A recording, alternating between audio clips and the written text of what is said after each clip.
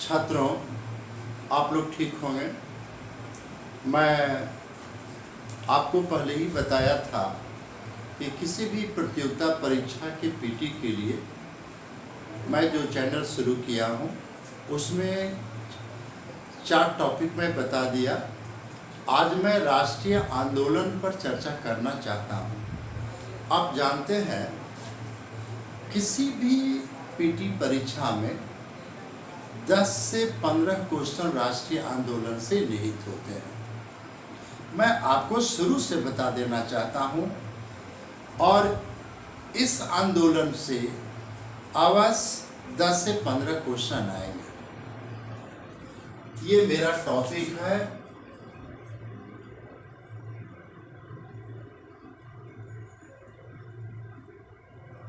राष्ट्रीय आंदोलन।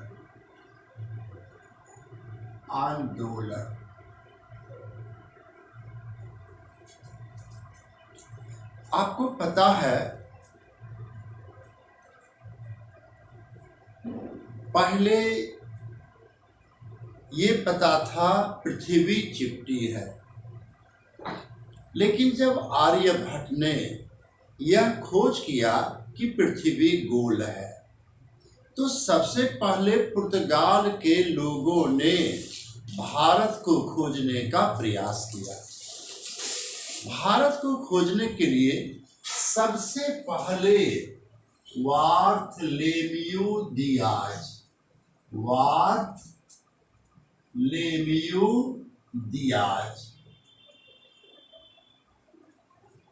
भारत को खोजने के लिए सबसे पहले वार्थलेमियो दियाज 1478 में प्रयास किया था।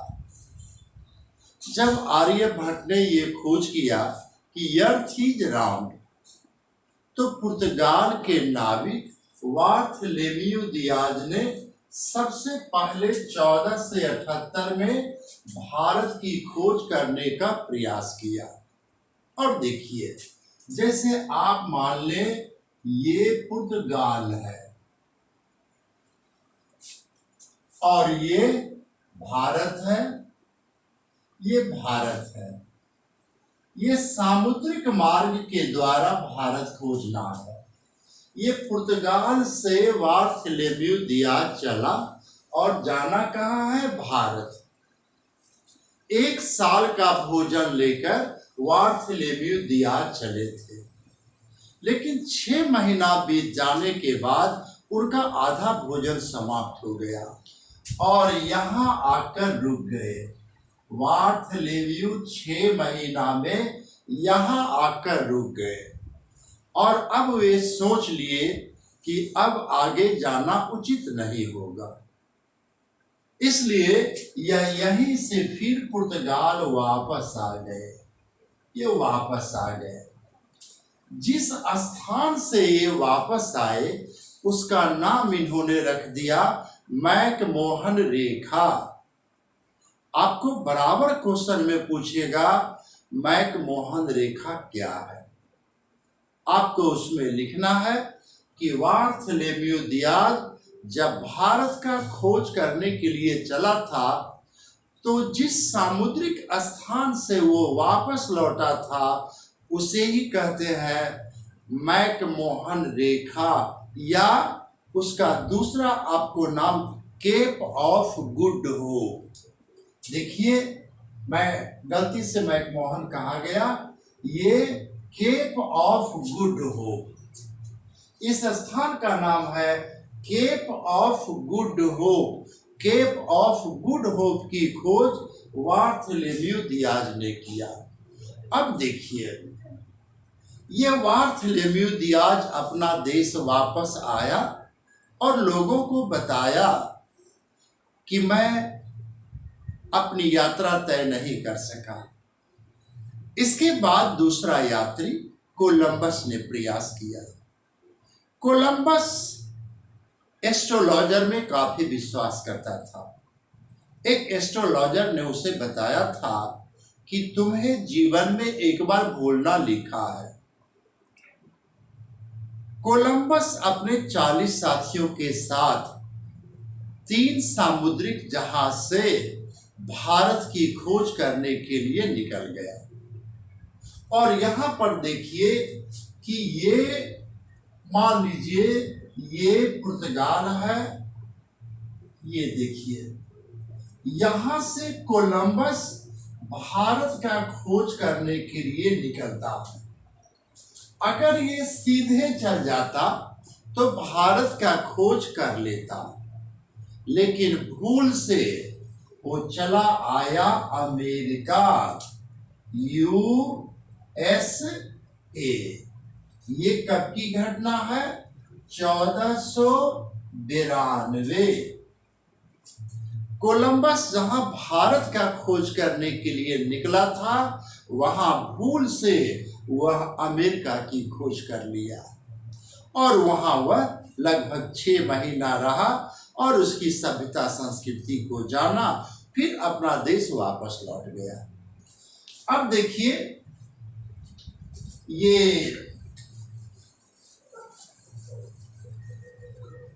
इसका तीसरा Vasco the gamma. Vasco the gamma Bharat का खोज करने के लिए वास्को द गामा निकलता है और ये 1498 में भारत का खोज कर लेता है। इसलिए भारत का खोज वास्को द गामा 1498 में कर लेता है। अब देखिए ये वास्को द गामा अपना जहाज कर्नाटक में लगाया था। कर्नाटक के कालीकट बंदरगाह पर, कालीकट बंदरगाह पर वास्को द गामा 1498 में भारत का खोज कर लेता है और यह अपना जहाज कर्नाटक में कालीकट बंदरगाह पर लगा देता है। कर्नाटक के राजा जमेरिन थे। उन्होंने वास्को द गामा को लौटने के समय ढेर सारा सोना दिया और वही सोना देना हमारे देश के गुलामी का कारण हुआ। आप पूछ सकते हैं कि कैसे? क्या सोना देना गुलामी का कारण हो सकता है? हाँ, उसका कारण मैं बताता हूं। जब वास्को द गामा अपने देश वापस जाने पर कहा कि जब मुझे इतना सोना दिया तो भारत के पास कितना सोना होगा, परिणाम यह निकला हमारे देश में कई देश के व्यापारी व्यापार करने के लिए आ गए। अब देखिए क्या है, सबसे पहले हमारे देश में व्यापार करने के लिए पुर्तगाली व्यापारी आए। देखिए आपको बराबर क्वेश्चन में पूछेगा भारत में कौन सा विदेशी सबसे पहले व्यापार करने के लिए आया था? तो पुर्तगाली सबसे पहले व्यापार करने के लिए यही आया था। फिर देखिए इसके बाद दूसरा आया था हॉलैंड। हॉलैंड का व्यापारी, सबसे पहले पुर्तगाल का व्यापारी आया, फिर हॉलैंड का व्यापारी आया और तब देखिए फ्रांस का व्यापारी आया, तब फ्रांस का व्यापारी आया। कुछ दिन पहले इंग्लैंड ने फ्रांस को पराजित किया था। जब इंग्लैंड के बड़े बड़े कंपनियों को पता चला कि भारत में फ्रांस का व्यापारी व्यापार करने गया, तो वहां के बड़े बड़े कंपनियों ने मिलकर एक कंपनी बनाया और उसका नाम रखा ईस्ट इंडिया कंपनी। उन्होंने महारानी एलिजाबेथ से परमिशन लेकर भारत व्यापार करने के लिए आया। अब आप देखिए कि भारत में 14 व्यापार करने के लिए आ गया ईस्ट इंडिया कंपनी। ये आ गया 1600 ईस्वी में। तो आपने देखा ये ईस्ट इंडिया कंपनी 1600 ईस्वी में व्यापार करने के लिए भारत आ गए। अब देखिए इसका प्रभाव जम गया, ये तीनों समाप्त हो गए और ईस्ट इंडिया कंपनी हमारे देश में व्यापार करने लगे। अब मैं आपको ये बताना चाहता हूं, देखिए आप राष्ट्रीय आंदोलन को 3 रूप में लें। 1600 से 1757, 1757 से 1857, 1857 से 1947। आप पूरे राष्ट्रीय आंदोलन को 3 भाग में लें। 1600 से 1757 तक ईस्ट इंडिया हमारे देश में व्यापार किया, यानी आप देखिए 157 वर्ष व्यापार किया।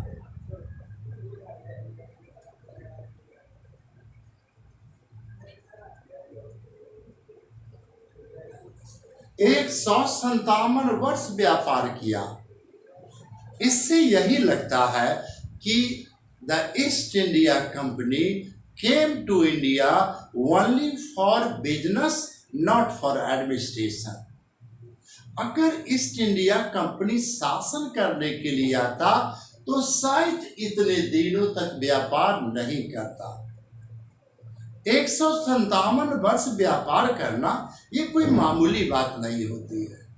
और आप जानते हैं कि भारत आने वाला पहला अंग्रेज हॉकिंस था, जो जहांगीर के दरबार में आया था। आपसे ये प्रश्न अगर पूछा जाए कि भारत आने वाला पहला अंग्रेज कौन था, तो हॉकिंस।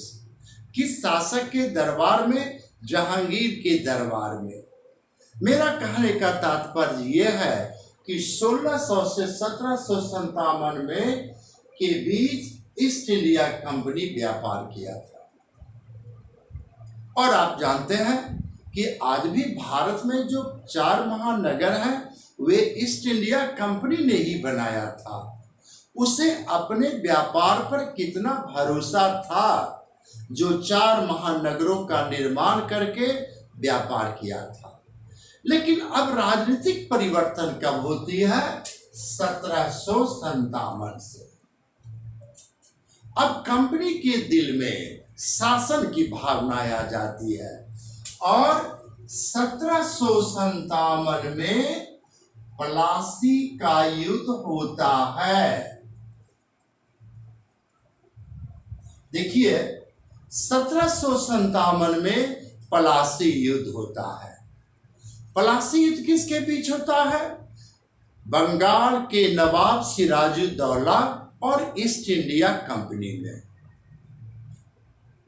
इस युद्ध में दुर्भाग्य से सिराजुद्दौला की हार हो जाती है और कंपनी की जीत हो जाती है। आप शायद यह भी जानते होंगे कि इतिहास में यह कहा जाता है प्लासी का युद्ध नहीं, एक छल प्रपंच का युद्ध है, क्योंकि सिराजुद्दौला को हराने में मीर जाफर का हाथ था।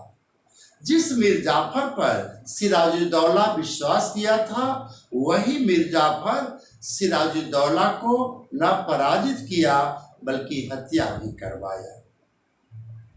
तो बंगाल के बाद अब कंपनी का मनोबल बढ़ते जाता है।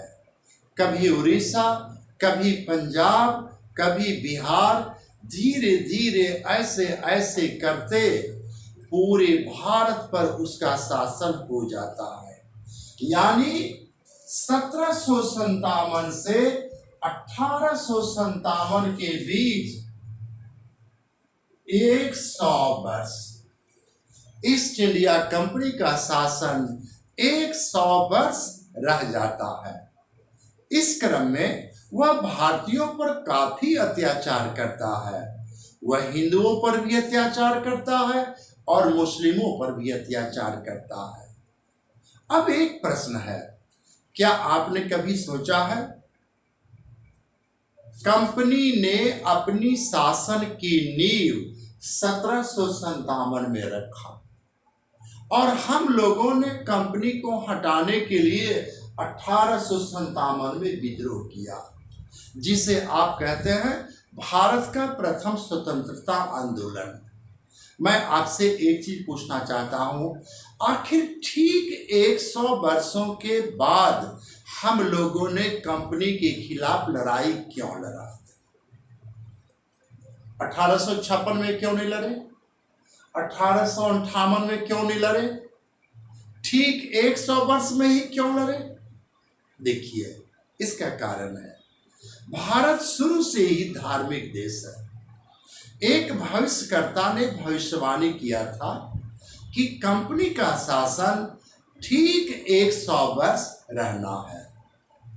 तो हम लोग डिटरमाइन कर लिए कि 100 वर्ष 1857 में पूर्ता है, इसलिए हम लोगों ने लड़ाई शुरू कर दिया। और ये तो बहुत लंबी कहानी है, ये तो मैं जब 1857 का चर्चा करूंगा तब मैं विस्तार से बताऊंगा कि 1857 में हमारी हार क्यों हुई। उसकी बहुत लंबी कहानी है। मान लीजिए हमने समय के पहले लड़ाई छेड़ दिया, हमारे लड़ने वाले सब बुजुर्ग थे, बहुत सारे कारण हैं, लेकिन 1857 में ईस्ट इंडिया कंपनी की जीत हुई और हमारी हार हुई।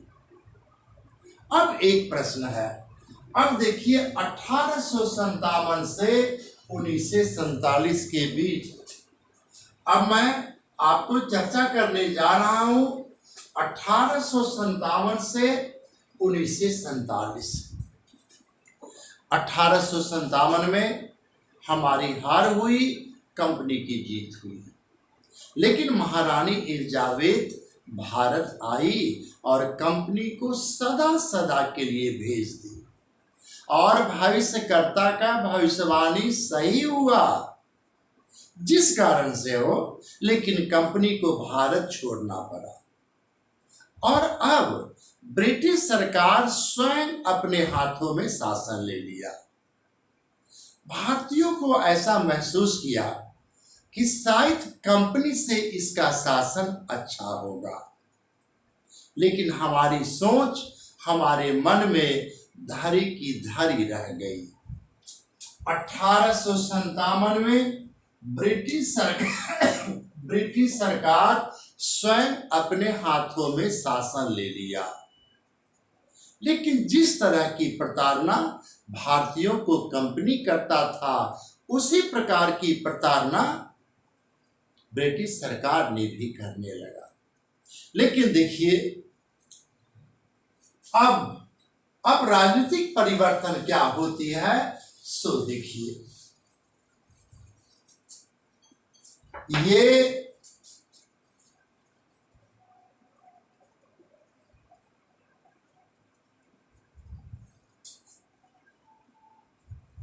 कांग्रेस पार्टी का निर्माण, देखिए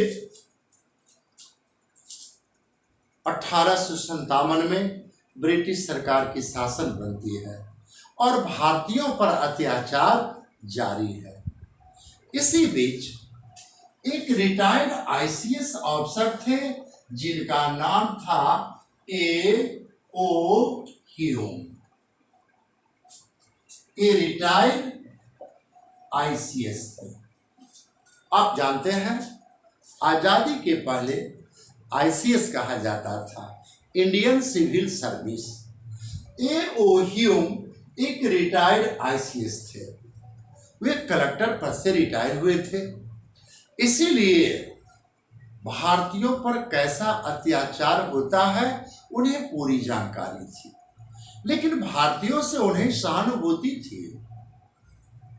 वे चाहते थे कि भारतीयों के साथ न्याय हो, इसीलिए उन्होंने कलकत्ता यूनिवर्सिटी के छात्रों को एक पत्र लिखा कि अगर आप भारत का कल्याण चाहते हैं तो एक पार्टी का निर्माण करें, क्योंकि अगर एक व्यक्ति अंग्रेज से कहने जाते हैं तो अंग्रेज आपकी बातों पर ध्यान नहीं देता है, लेकिन जब ग्रुप में जाएंगे तो आपकी बातों पर ध्यान दिया जाएगा। इसलिए कलकत्ता यूनिवर्सिटी के 72 छात्रों ने मिलकर बंबई के कॉलेज में एक बैठक किया 28 दिसंबर 1885 को। देखिए, ये कांग्रेस पार्टी का निर्माण 28 दिसंबर 1885 को बंबई के गोकुल दास तेजपाल कॉलेज में शुक्रवार के दिन हुआ था। आपके राष्ट्रीय आंदोलन में शुक्रवार का काफी महत्व है, शुक्रवार के दिन हुआ था। और अब देखिए, इसके संस्थापक तो ए.ओ. ह्यूम थे, लेकिन इसका अध्यक्ष बनाया गया वोमेश चंद्र बनर्जी। वोमेश चंद्र बनर्जी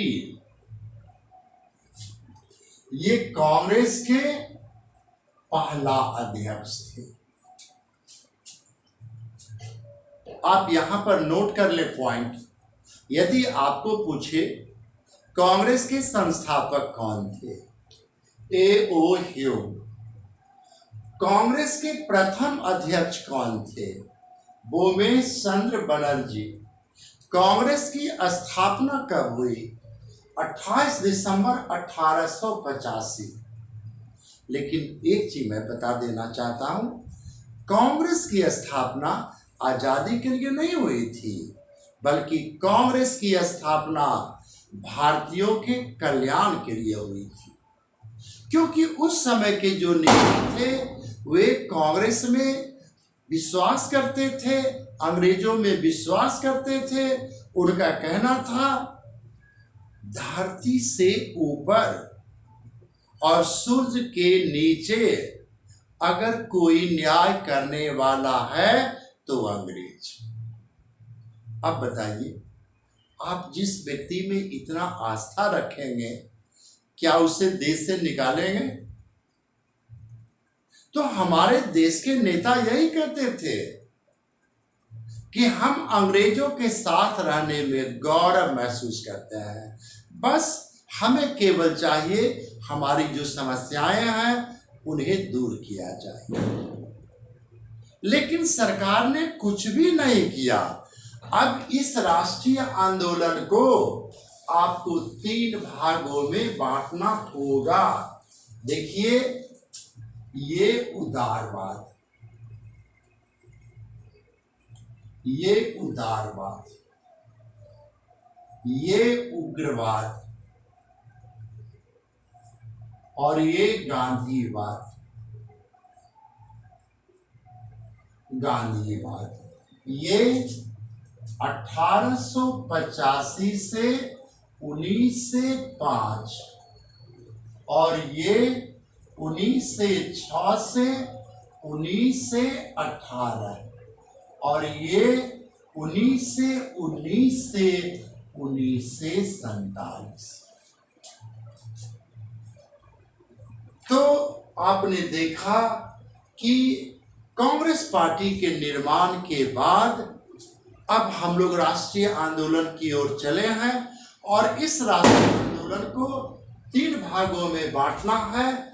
उदारवाद, जिसकी अवधि है 1885 से 1905, उग्रवाद 1906 से 1918, गांधीवाद 1947। तो आप तो देख लिए, अब तो ये लंबी कहानी होगी, क्योंकि हर वाद को अलग अलग समझाना है। तो इसको मैं अगले वीडियो में दूंगा, आप समझ गए होंगे। और मेरा अगले वीडियो में ये सारा कार्यक्रम विस्तृत से वर्णन किया जाएगा, आप इसे अच्छी तरह से समझेंगे।